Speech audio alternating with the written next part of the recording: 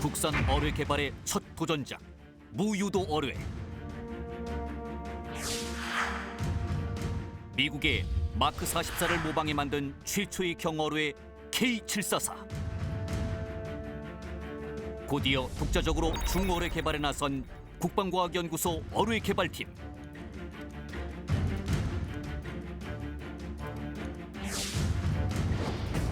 전 세계 어뢰 개발국은 7개 나라뿐. 기술 전수는 물론 판매조차 철저히 금지하는 상황. 잠수함 도입과 함께 더 이상 미룰 수 없는 중어뢰 획득. 과연 대한민국은 8번째 어뢰 독자 개발국이 될 수 있을까? 한국 어뢰 개발의 선각자들과 함께 최초 독자 개발에 나선 백상호 개발사를 함께 알아본다.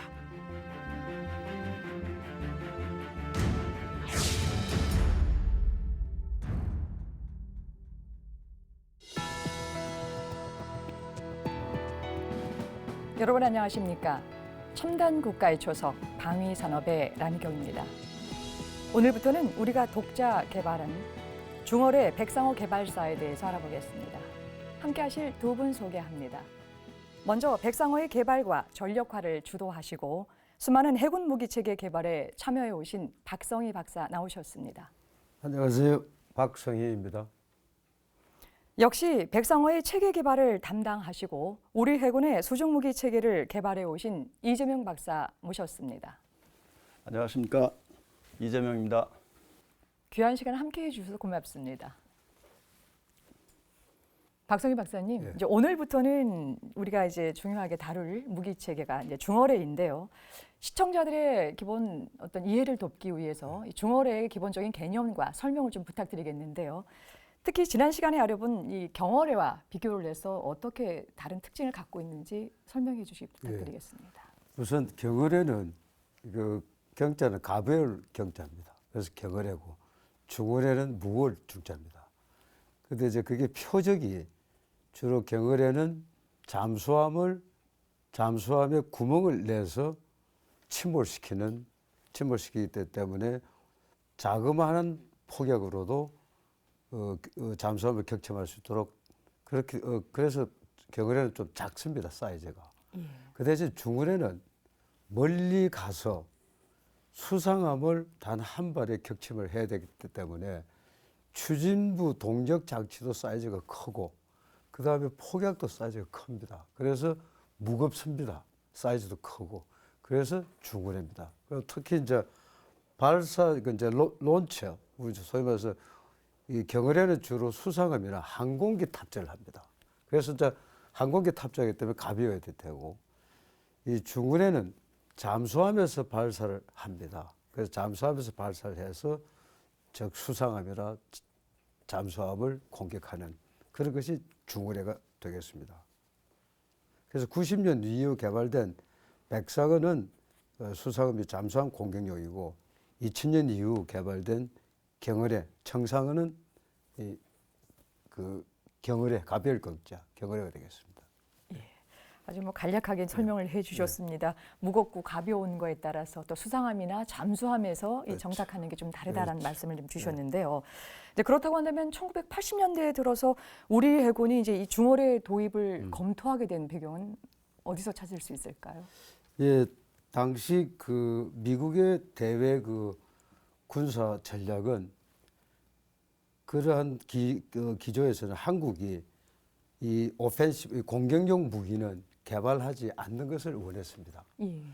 그러다 보니까 또 그러니까 우리가 잠수함도 개발할 수가 없는 상황이고 어뢰도 개발할 수 없는 그러한 그 상황에서 88 올림픽 대비 수중 침투에 대한 대비 수단으로 사실 국내에서 엄밀히 잠수정을 개발하고 있었어요. 예. 잠수정을 개발했는데 그게 실을 어뢰가 없다 보니 총알이 없는 총이 되는 형국이에요. 그러다 보니까 갑자기 우리도 중어뢰를 일단 도입을 하자. 국내 개발은 어려우니 도입을 하자 해서 도입에 대한 검토가 그 당시에 착수된 거죠. 예. 예.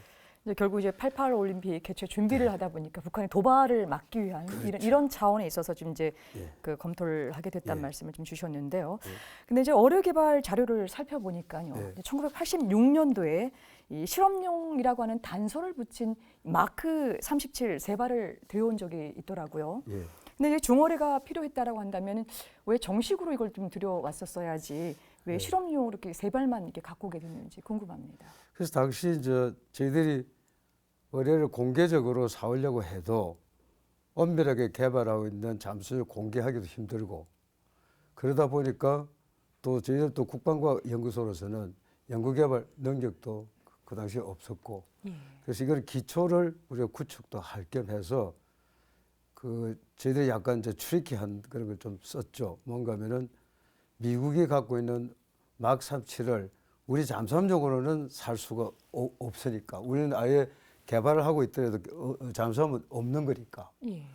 그래서 저희들이 이제 생각한 게 그 막 37 세 발을 우리가 대잠 훈련 표적용으로 연구 개발해서 우리 현재 수상함은 갖고 있으니까 수상함이 대잠용 잠수함을 모의할 수 있는 그런 표적으로 내가 개조 개발하겠다라는 식의 그 시나리오로 사실은 이거 치팅을 한 거죠. 그래서 이제 세 발을 저희들이 구매를 하게 됐습니다. 예. 이제 그런 배경 위에서 이제 들여왔을 텐데요. 네. 근데 이제 그 세 발의 이제 중어뢰를 이제 들여오기 위해서요. 1985년 11월 오늘 이제 여기 자석에 참석하신 이재명 박사님하고 김종식 연구원이 이제 인수 검사를 위해서 미국 이제 한 달간 이제 방문한 적이 있다고 하는데요. 예. 이 박사님. 그런데 이제 인수 검사는 이제 표면적인 이유에서 간 것이고 실질적으로 이제 미국에는 이제 또 다른 이제 목적으로 이제 방하는 걸 알고 계신데 실제 어떤 일을 좀 하셨습니까? 그 좀 전에 그 박성희 박사님께서 말씀하셨듯이 연구개발 목적으로 사오다 보니까 예. 어뢰만 사온 겁니다. 다시 말해서 총알만 사온 거죠. 그러다 보니까 이거를 이제 돌고래에서 실질적으로 운영하다 보니 운영할 수 있는 장비나 점검할 수 있는 치구가 아무것도 없었습니다. 그렇기 때문에 그 이제 어뢰를 이제 들어오면서 우리는 미국에 가서 어뢰가 제대로 된 건지 확인하기 위한 인수 검사를 해야 되겠다. 그런 목적으로 이제 저희들은 미국을 가게 됐고. 저는 이제 두 명이 가면서 어차피 장비를 치구를 우리가 만들어야 되다 보니까 이게 도대체 어떻게 생겼는지 어떤 목적으로 사용하는지를 모르니까 그걸 좀 배우자 하는 목적으로 갔고 그래서 이제 갔는데 이제 교육보다는 그 사람들이 사용하는 장비가 어떤 거고 어떻게 생겼고 어떤 목적으로 쓰고 그다음에 치구가 어떻게 생겼고 어떤 목적으로 쓰는 걸 이제 보기 위해서 갔습니다. 그래서 이제 틈틈이 교육 중간에 치구나 장비를 스케치하고 하는 그런 목적으로 갔었습니다. 예. 나중에 이제 이게 이제 되고 나면은 우리도 국내에서 우리가 마크 37을 운용하고 점검하고 조립 분해할 수 있는 그런 능력을 갖자 그런 목적이었습니다. 예. 이제 방금 이제 말씀을 이제 주셨는데요. 미국 출장 마치고 돌아와서 이제 이 마크 37 이 중어뢰 발사 시험을 위해서 이 점검 치구를 이제 직접 제작했다는 이제 말씀을 좀 하셨는데요. 우선 이제 점검 치구라고 하는 것이 정확히 어떤 것인지를 설명을 해 주시고요. 또 실제 마크 37을 미국에서 들여왔다라고 한다면 그거에 대한 뭐 부수적인 장치도 같이 들여올 것이지 왜 또 직접 제작을 하게 됐나요? 조금 전에 말씀드렸듯이 이제 그 연구 목적으로 사오다 보니까 이제 아무것도 안 들어온 겁니다. 이제 어뢰만 들어왔고 그렇기 때문에 이제 그 필요한 이 장비와 치구를 만들어야 되는데 먼저 그 질문하신 점검 치구라는 것은 어뢰가 제대로 동작하느냐 그리고 이 어뢰가 돌고래에서 쐈을 때 제대로 동작해서 나갈 것인가 이런 거를 사전에 이제 확인을 해야 됩니다. 예. 실험실에서 확인해야 되는데 그때 필요한 장비와 치구가 이제 점검 치구와 점검 장비라고 저희들이 말씀드릴 수 있습니다. 치구와 장비는 저희들이 이제 미국 가서 그 장비라는 것은 스위치도 붙어 있고 안에 회로도 있고 어떤 그 계기판도 있어서 이제 동작하는 걸 확인하는 이런 건데 이거를 내부는 볼 수가 없기 때문에 이제 겉에 모양만 스케치하고 치구는 뭐 우리 렌즈나 이런 것 같이 실제 형상이 있기 때문에 그냥 대략적으로 그려서 이제 그 확인할 수 있는 이 확인을 하고 들어왔습니다. 근데 이제 그렇게 직접 만들어야 되는 이유 또 과정적인 부분들 조금 설명해 주시죠. 그래서 이제 그 귀국하고 나서 이제 치구와 장비를 만들어야 되는데 먼저 이제 장비를 만들려고 하다 보니까 그 장비 안에 들어가 있는 회로를 전혀 모르는 상태입니다. 그렇기 때문에 장비에 대한 설계를 해야 됩니다. 다시 말해서 장비를 개발을 해야 되는 거죠. 그래서 이제 저희가 이제 거꾸로 이제 이 어뢰를 회로를 보면서 거꾸로 장비를 이제 역설계하는 그런 개념으로 장비를 설계했고, 그 설계된 장비를 가지고 국내에서 이제 만들어야 되는데 이거를 만들 수 있는 업체가 이제 없었습니다. 기간도 짧죠, 예산도 적죠 하니까 대기업에서는 아예 못하겠다. 그래서 이제 그 강남에 있는 조그만 중소기업을 찾아갔습니다. 찾아가서 이런 목적으로 이런 장비를 만들고자 하니 한번 할 수 있느냐 했더니 그 오너가 상당히 나이가 많으신 분이었습니다. 오너가 보더만 한번 해보겠다. 자기가 이 예산과 이거를 전혀 고려하지 않고 기간 안에 맞춰서 한번 해보겠다. 그렇게 이제 의사를 표명해서 그쪽에 이제 맡겨서 장비를 개발했고, 치고는 뭐 그냥 저희 그 근처에 있는 조그만 그 회사에서 공업사나 이런 데서 그냥 설계해가지고 만들었기 때문에 쉽게 만들 수가 있었습니다. 예. 또 그나마 또 다행이었었네요. 예, 말씀 잘 들었습니다. 그렇습니다. 여러분께서는 지금 첨단 국가의 초석 방위 산업을 시청하고 계십니다.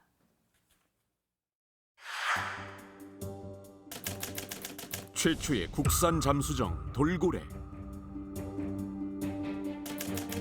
한국 해군의 잠수함 시대를 연 209급 잠수함. 하지만 잠수함이나 함정이 바다에 나가 제 역할을 수행하기 위해선 반드시 그에 걸맞은 무장을 갖추어야 한다. 잠수함이 장착할 수 있는 가장 확실한 공격 무기는 바로 어뢰.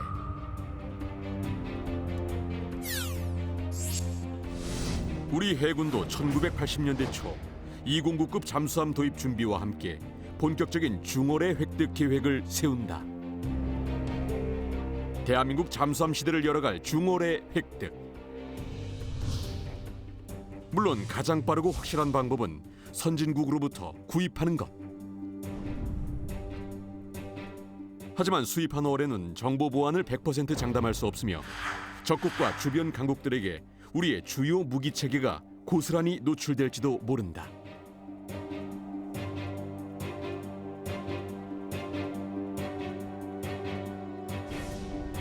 만에 하나 우리가 획득한 어뢰의 정보가 외부로 노출된다면 그 어뢰는 전략적, 전술적 효율을 상실한 무용지물이 되고 만다. 결국 중어뢰를 획득할 수 있는 방법은 독자 개발뿐. 하지만 당시 우리는 경어뢰를 모방 제작한 경험이 전부였으며 어뢰를 잠수함에 장착하거나 운용해본 경험 역시 없었다. 1986년 대잠 훈련 시 표정용으로 활용한다는 명목으로 미 해군의 마크 37 중어뢰 3발을 구입.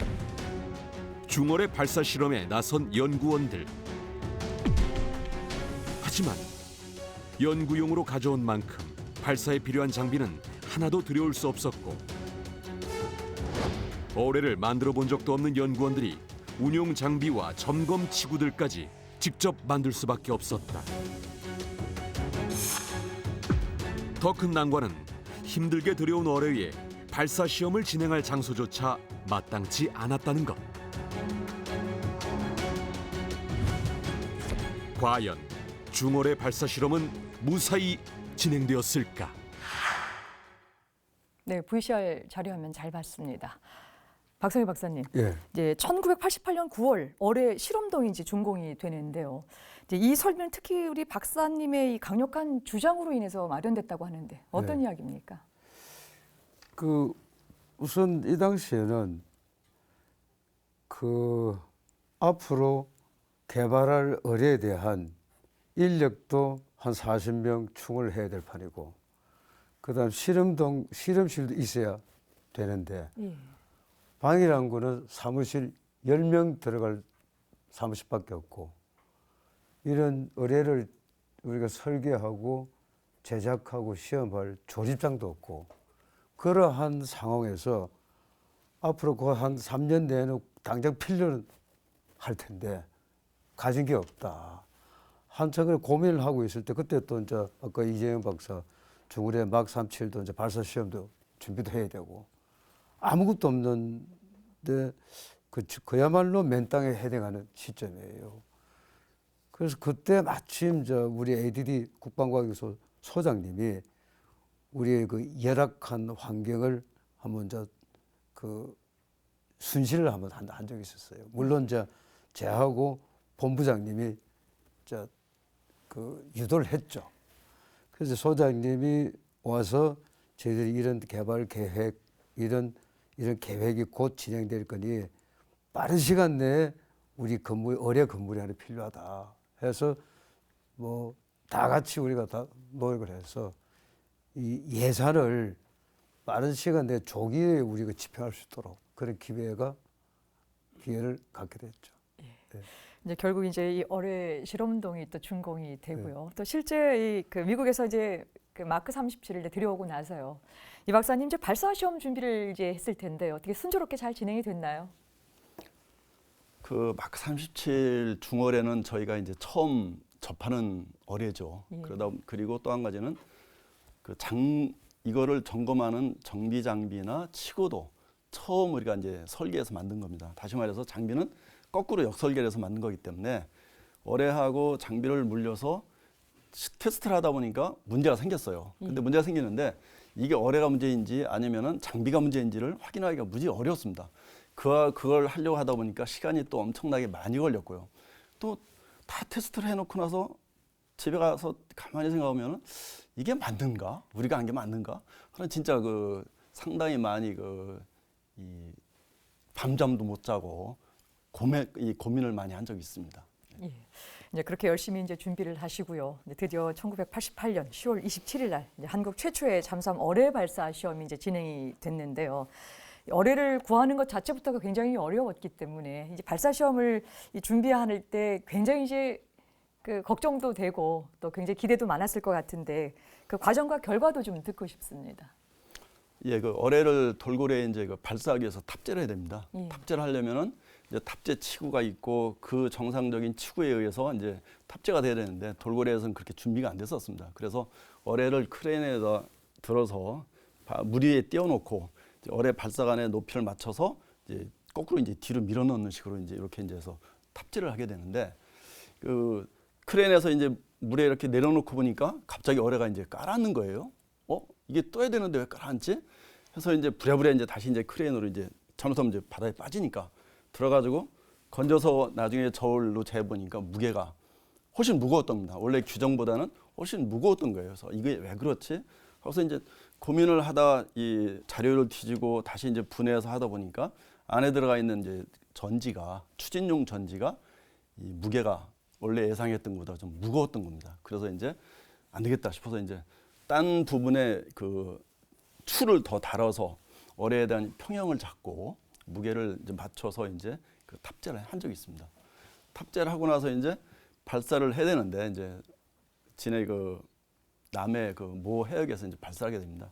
발사하게 되는데 이제 돌고래도 나갔고 나머지 이제 모니터하기 위한 여러 가지 함정도 나갔고 저희들도 나갔는데 이제 어뢰를 발사한다는 것은 우리 해군으로서는 처음 하는 일이죠. 예. 그러다 보니까 이거를 추진한 해군이나 돌고래 타고 있는 승조원이나 함장들 더군다나 저희들도 긴장 속에서 이제 발사를 하게 되는 겁니다.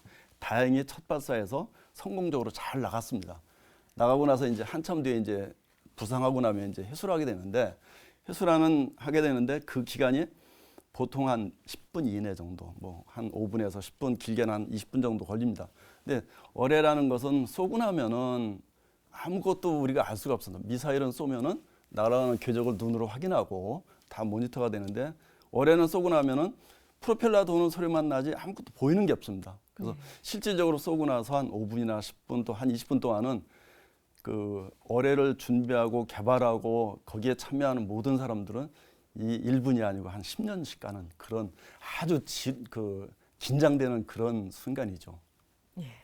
결국 이제 방금 말씀하셨던 것처럼 미사일과 다르게 어뢰 발사 이후에 육안으로 식별이 안 되기 때문에 그 결과를 기다리는 시간이 굉장히 또 오래 됐을 거라는 그런 어떤 체감을 그렇게 하셨을 텐데요.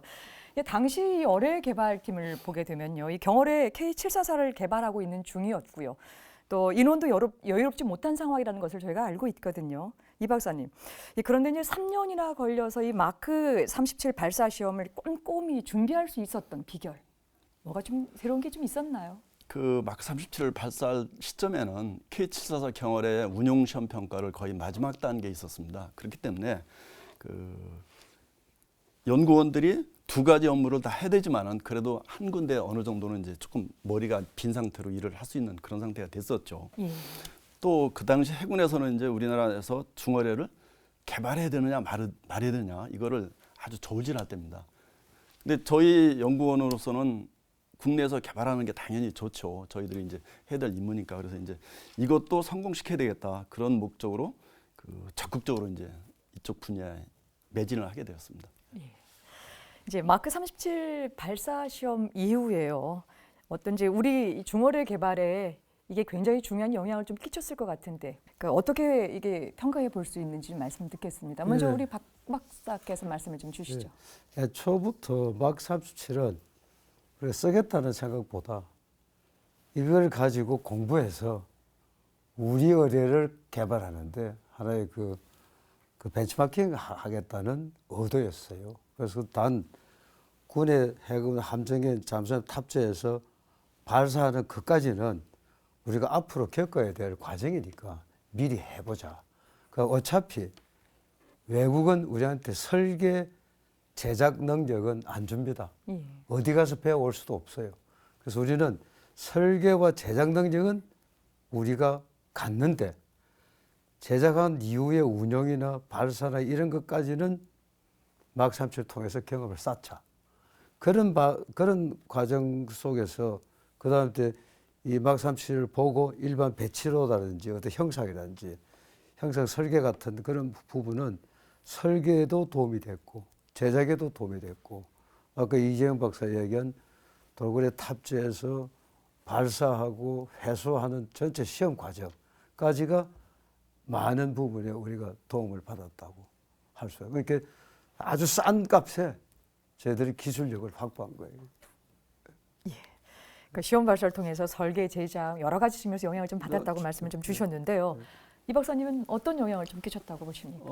마크 37이 좀 그 오래된 어뢰입니다. 그렇기 때문에 성능 자체는 좀 떨어집니다. 그렇지만은 저희는 이제 처음 접하는 중어뢰다 보니까 중어뢰의 어떤 기술적인 내용이나 또 돌고래 잠수함에서의 운영 방법들 이런 것들을 사전에 습득할 수 있는 아주 좋은 그 기회가 됐죠. 그래서 이때 얻은 기술이 백상어 개발에 나중에 아마 적극적으로 그 반영이 됐습니다. 네, 말씀 잘 들었습니다. 이제 중어뢰 도입에 대한 논의가 이제 본격화되면서요. 어뢰 개발팀이 주요 선진국의 이 중어뢰에 대한 기술 검토를 진행했다던데요. 이 박사님, 당시 이제 어떤 국가의 모델들을 검토했는지 설명 부탁드립니다. 당시 그 국방과학연구소는 그 해외에서 도입하는 무기에 대한 그 기술 검토 임무가 있었습니다. 그래서 이제 이 중어뢰를 도입하려고 하다 보니까 국방부에서 이 국가연에 이 외국의 중어뢰에 대한 기술 자료를 좀 분석해서 보고해라 그런 이제 지시가 떨어졌습니다. 그 당시에 이제 그 저희가 그 대상으로 잡은 어뢰는 영국의 그 타이거피시라는 어뢰하고 독일의 수트라는 어뢰 그리고 이태리의 A184, 프랑스의 F-17P 등이 이제 그 검토 대상이었습니다. 그런데 이제 여기서 한 가지 좀 궁금한 것은요. 지금 한 4개 국가들을 중심으로 해서 이제 설명을 좀 해주셨는데요. 이제 외국 회사들은 우리와 이제 어뢰 수출 계약을 맺는 데 집중을 했을 것이고요. 정작 이제 우리 한국 어뢰 개발팀은 계약보다는 이제 정보 습득을 좀 하자는 데 더 이제 주안을 좀 했을 것 같거든요. 당시 외국 회사들이 어느 정도 적극적으로 저희에게 제안을 했고 또 그런 부분들을 좀 비교 설명을 좀 해주시죠. 그 당시에 그 마침 그때가 이제 포클랜드 전쟁에서 이제 영국과 이제 아르헨티나 해군이 이제 중어뢰 가지고 이제 격전을 했습니다. 그래서 이제 실질적으로 그 포클랜드 전쟁의 승패를 어뢰의 이제 그 성공 여부에 따라서 결정이 났는데 그러다 보니까 중어뢰에 대한 성능이 세계적으로 상당히 입증된 상태고 아 중어뢰가 필요하다 이런 것들을 전부 다 알고 있는 상태입니다. 그 당시에 이제 우리가 이제 어뢰를 도입하려고 하니까 이 외국의 어뢰 회사들은 자기네들 자료도 상당히 많이 제공하면서 기술 자료 또 한 가지는 타국의 어뢰에 대한 비교 자료 내 거와 남의 거가 성능이 어떻다는 것을 비교 자료를 또 만들어서 서로가 막 제출하는 거예요. 아침에 출근하면 막 자료가 막 이만큼씩 쌓이는 겁니다. 그래서 그걸 또 이제 분석한 하고 하느라고 상당히 많은 그 시간이 소요되어 있지만 저희로서는 진짜 누워서 떡 먹기식으로 외국의 각국의 어뢰를 쉽게 손쉽게 그 자료를 습득할 수 있는, 접할 수 있는 좋은 기회가 됐었습니다. 예. 이제 검토를 충분히 하셨을 테고 또 우리에게 적합한 어뢰가 어떤 것인가라고 하는 것이 최종적으로 모델이 결정이 났을 것 같은데요. 어느 국가가 됐습니까? 그 저희들이 국가연에서 하는 것은 어뢰에 대한 기술적인 어떤 분야만 검토를 하게 되어 있습니다. 저희가 이제 가격이나 어떤 뭐 종합 군수 지원 측면이나 이런 거는 저희들이 할 수 있는 게 아니고, 그래서 이제 저희들은 기술적인 그 부분만 검토해서 4개 나라에 대한 어뢰를 순위만 먹여서 1번부터 4번까지 순위만 먹여서 보고했고, 여기에 이제 국방부에서는 가격하고 그다음에 후속 군수 지원, 또 이제 잠수함과 연동성 이런 걸 다 고려해서 이제 국방부하고 해군이 이제 최종 결정하게 됩니다. 그래서 최종적으로는 독일의 그 잠수함이 이제 잠수함을 도입하면서 독일의 수트 어뢰가 이제 장보고급 잠수함의 이제 탑재 주요 무기로서 결정이 된 겁니다.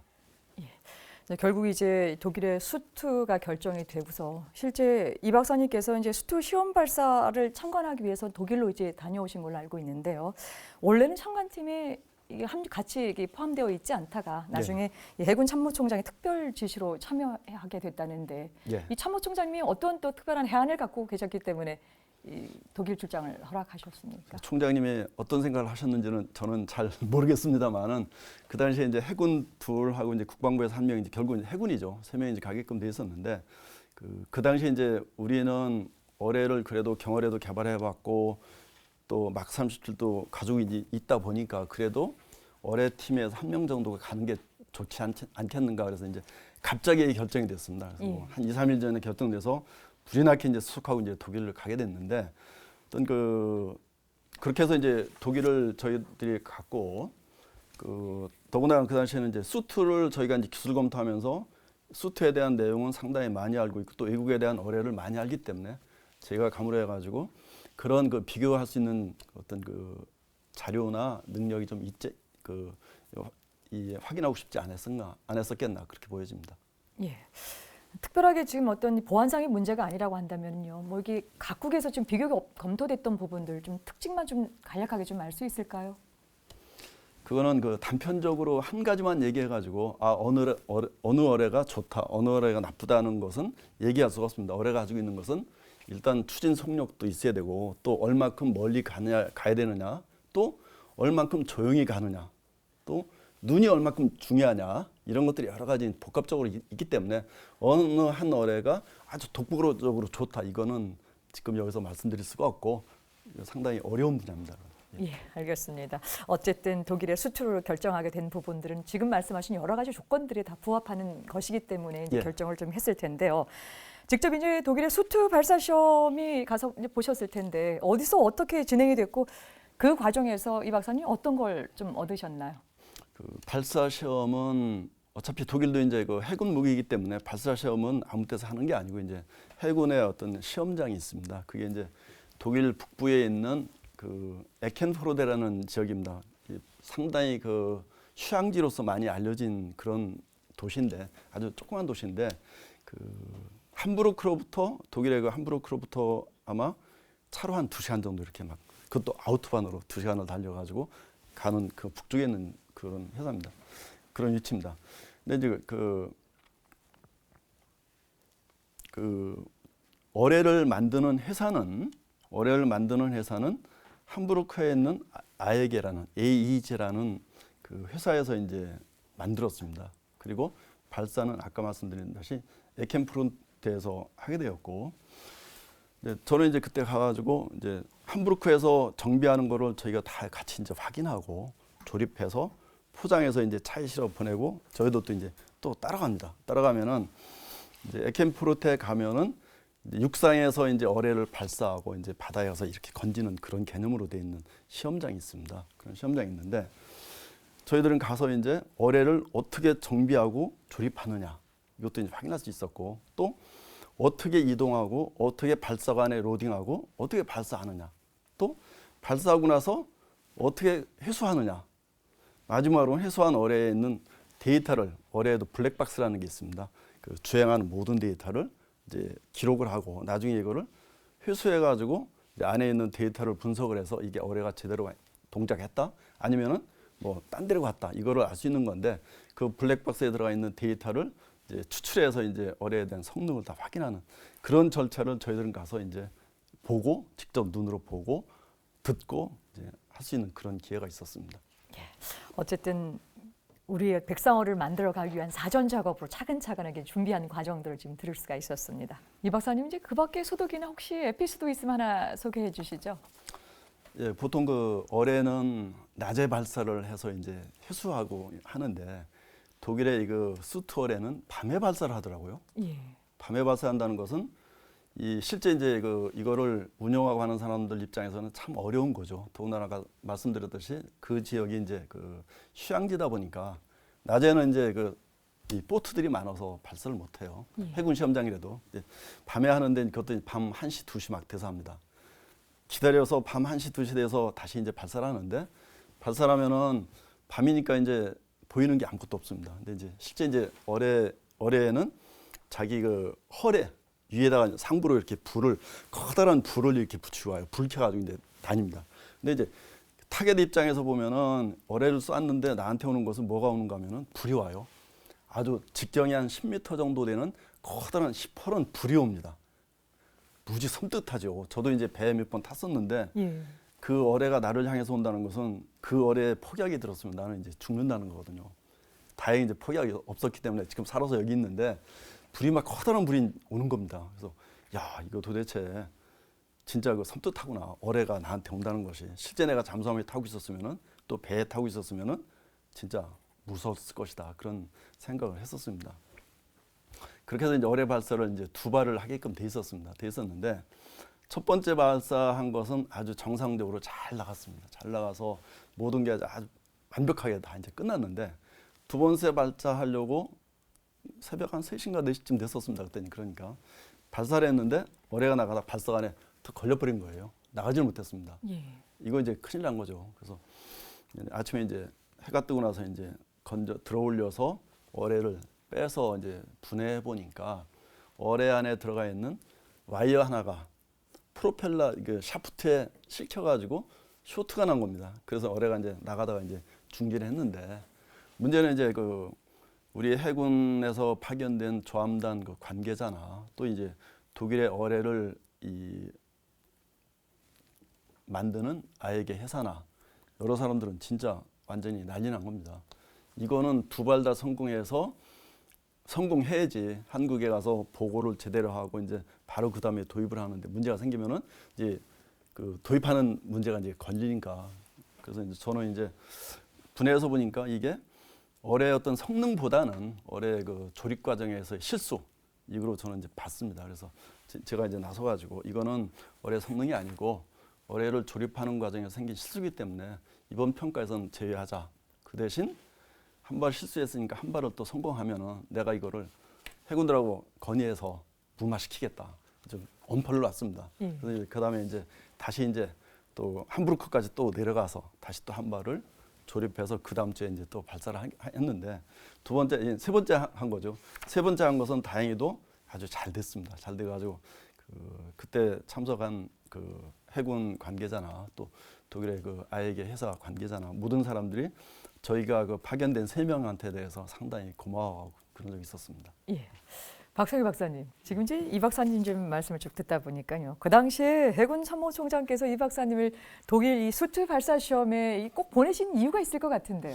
예, 저도 지금 얘기 들어보니까 당시 해군 그 전략처가 이 외국 도입을 하든지 국내 개발을 하는 그런 그 의사결정을 하는 부서예요.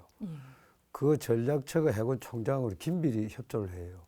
그래서 그 당시 해군 총장님이 그렇게 지시한 거는 이 미래 해군의 유일한 유도무기 중원에는 국내 개발을 해야 된다는 그런 어떤 해안을 갖고 그거를 수행할 수 있는 ADD 과학자를 보내서 시험에 참조하고 한 파트는 사오지만은 언젠가는 국방과학연구소 개발할 동안 지원 차원에서 그런 의사결정을 하자. 아마 훌륭한 총장님이실 거예요.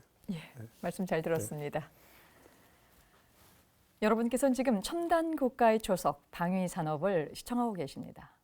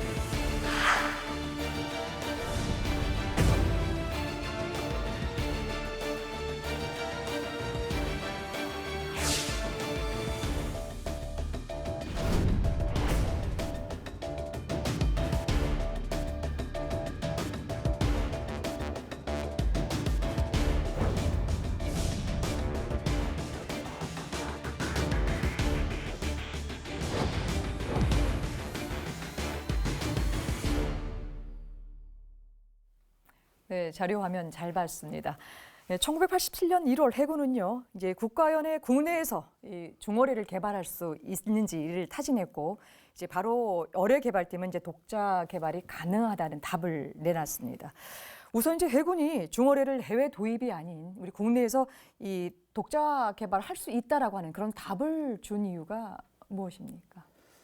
이게 이제 그 당시가 1987년, 86, 7년, 때는 88년 대비해서 국내 처음으로 소형이지만 잠수정도 이제 엄밀히 이제 국내 제작을 하고, 그 다음에 이게 탑재할 수 있는 중어뢰 또 기뢰까지를 어떻게 이제 확보할 거냐 하는 부분에서 해군에서 굉장히 그 큰 이슈로 이제 부각을 했어요. 그래서 그 당시 특히 난 그 해군의 그 당시가 해군 전략처에 그 훌륭한 분들이 있었어요. 정말 뭐가 훌륭한가 하면 그 당시 그 어려운 이 잠수함과 수중 유도 무기를 확보할 계획을 동시에 세우는 사람들이에요. 그래서 살 거는 사고 개발할 거는 개발하고 그런 큰 해안을 가지신 분들이 당시 해군 총장 또 그 밑에 그 담당 과장인 김종민 제독, 그다음 특히 담당인 그 김형규 제독, 이런 분들은 그야말로 외국의 그 어떤 우리가 기술 외국의 장비 사올 때 나오는 중요한 기술 자료들을 우리한테 주면은 우린 그걸 또 설계 반영하고, 그야말로 그 당시에 해군하고 저희들 어뢰 개발 시작 초기 착수할 점인데도 불구하고 저희들하고 같이 이 도입과 국내 개발을 같이 계획을 세웠던 거예요. 그래서 그런 부분에서 해군의 그런 의사결정 때문에 저희들한테 타지를 했고, 저희들은 그러한 해군의 열정, 그 다음에 우리 연구원들의 그 막37이나 K사에 대한 경험과 열정, 이게 합쳐서 오케이, 우리는 개발할 수 있다라고 얘기를 한 거죠. 근데 결국 이제 해군에서는 이제 전략기획팀에서 미래를 내다봤기 때문에 결정을 좀 했다고 치더라고요. 이 박사님, 이 어뢰개발팀은 이 중어뢰 개발이 국내에서 가능하다라고 하는 이런 판단의 근거를 어디다 뒀을까요? 당시만 하더라도 이 경어뢰도 겨우 이제 모방을 해서 막 만들던 시기였었고요.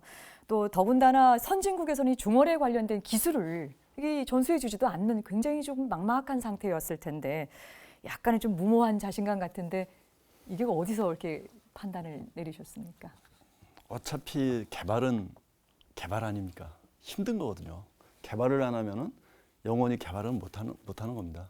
근데 이제 저희들은 그때 마침 K744 이제 경어뢰에 대한 성능 개량을 이제 공동 개발로 미국과 같이 이제 한 적이 있습니다. 그래서 앞에 이제 표적을 탐지하는 시커나 이런 부분에 대해서는 미국의 그 기술을 좀 많이 저희가 좀 습득을 했고, 또 한 가지는 중어뢰에 관련된 어떤 기술을 사전에 확보하기 위해서 기초 연구를 수행을 했습니다. 그때 기초 연구를 하면서 국내 대학의 유수한 이 기술력을 활용하자. 그래서 이제 각 분야에 대해서 그 대학 교수들로 구성된 어떤 팀을 만들어서 또 인프라를 구축해 놓은 상태고, 또 마크 37을 도입해서 운영하려고 하다 보니까 또 여러 가지도 배웠고, 또 한 가지는 수투어뢰도 이제 마찬가지로 이제 가서 좀 여러 가지 봤기 때문에 아마도 좀 힘들겠지만은 기회가 주어지면은 충분히 개발할 수 있을 것이다, 그런 자신감이 있었습니다.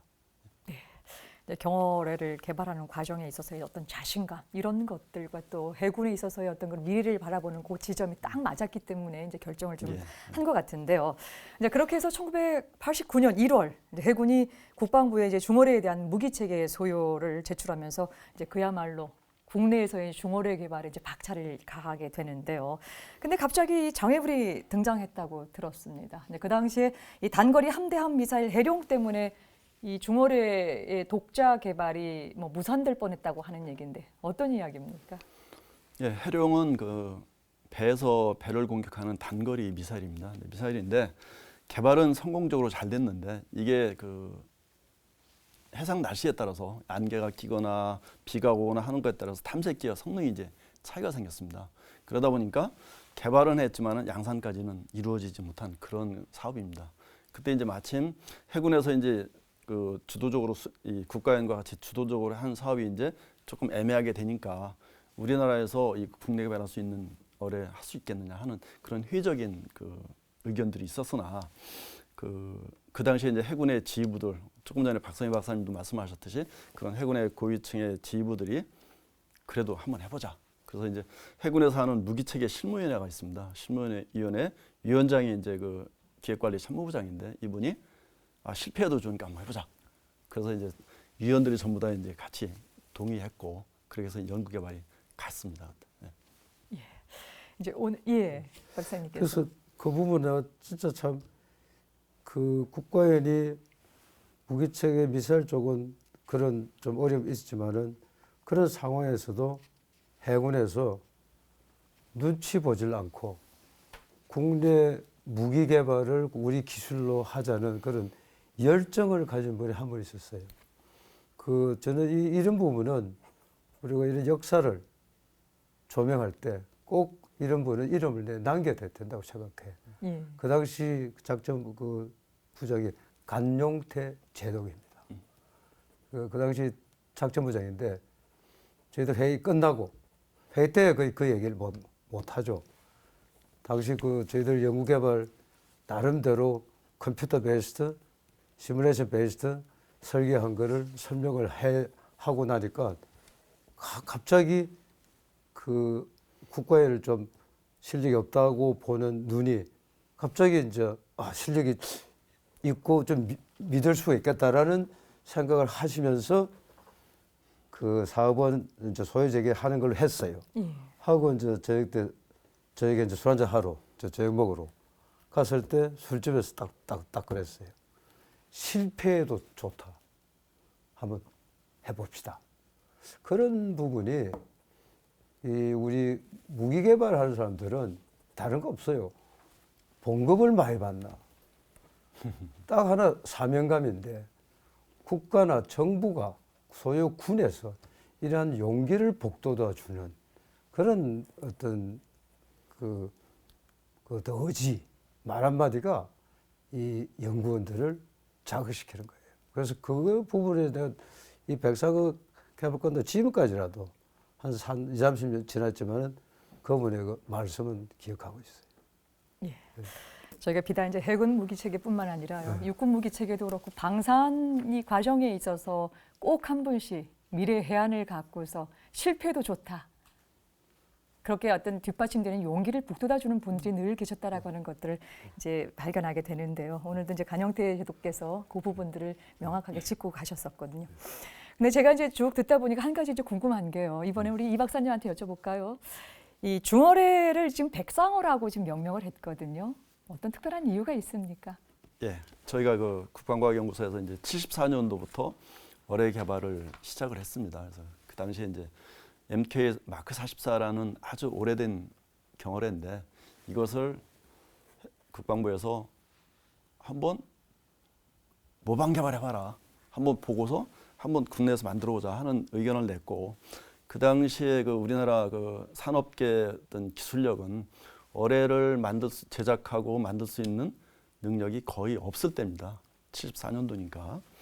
근데 이제 그때 이제 그 국방부에서 그렇게 지시를 하면서 어차피 이제 어뢰 개발한다는 것을 이제 밖에 알리면 안 되기 때문에 상어 사업이라 상어라는 그 사업명을 이제 가명을 해서 이제 처음에 내려보냈습니다. 예. 그래서 이제 상어라는 사업을 74년도부터 계속 해왔는데 이제 새로운 이제 사업을 하려고 하다 보니까 새로 또 익명이 필요한 겁니다. 익명이 필요한데 뭐로 할까 하다가 그래도 계속 내려오는 게 상어인데 상어 시리즈로 가자 해서 마침 그 생물도감을 찾아보니까 백상어라는 게 아주 포악한 그 상어로 돼 있더라고요. 그래서 우리 백상어는 크기도 크고 하니까 이게 좋겠다 해서 백상어라는 이름을 붙였고 그 이름을 사업계획서의 제일 앞에 표지에 백상어는 이렇고 이런 그 생물이고 그렇기 때문에 우리가 개발하는 이 중어뢰는 백상어로 했으면 좋겠다는 건의를 이제 국방부에 이제 계획서에 같이 했는데